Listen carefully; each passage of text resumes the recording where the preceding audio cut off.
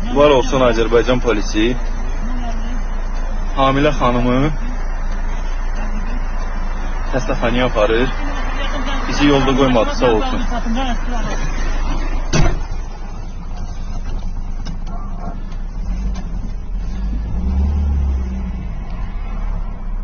Eşq olsun belə polislərimizə.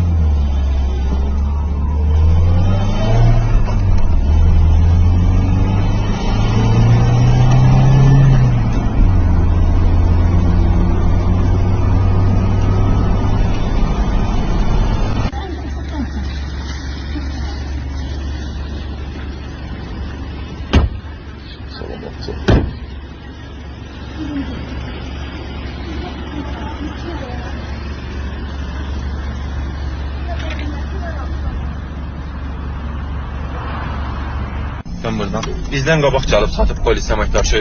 Sağ olsun, var olsun. Ailəmizi bizden qabaq gətirib çatdırıb. Allah onun canını sağ eləsin.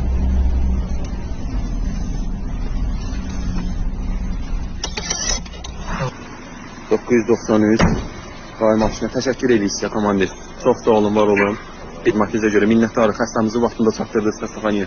Çox sağ olun.